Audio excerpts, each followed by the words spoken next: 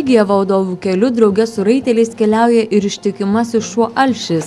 Jis pernai žygiuojant prie Juodosios jūros netikėtai prisijungė prie žygeivių Baltarusijoje.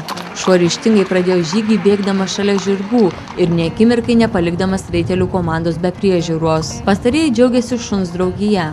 Alšis ir atsirado toks kaip Alšis būtent žygyje praėjusiu metu. Ir jeigu jis nežygyje, tai jis yra tik kaip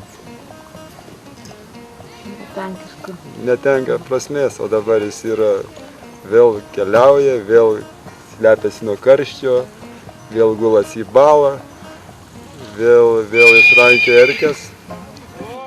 Neatsilikdamas nuo raitelių, atkaklusis Alšis paskui nubėga apie 60 km per dieną. Deja, dar raiteliams esant Baltarusijoje, jis susižeidė letenėlę.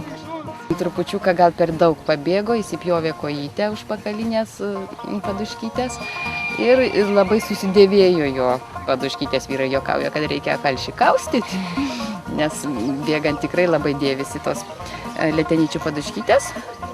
Tai iš pradžio aš sutvarkiau, o dabar jau Antanas pats tepasi, prižiūri tas letenytės. O taip tai jisai patenkintas, vaikšto po sodybą, po stovyklą. Atėjo laikas šerti, jau jisai prie Sauliaus stovė, kitės pakėlės, žiūri, jau laikas, prašom duoti, viskas tvarkoj. O žygio virėjas Saulius Alšiui iš tiesų negaili gardesnių kąsnelių ir keturkojį raitelių palydovą vadina pačiu nerealiausiu šunimi.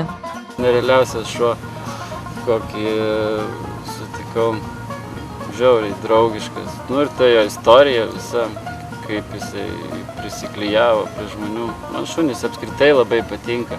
O šitas tai ypatingas, toks prieraišumas ir ištvermė, vargšas, prisitrydęs, letinas jau vos paeina, bet vis tiek, jeigu tik paleistume dabar, tai reikia, kol negyvas kristi.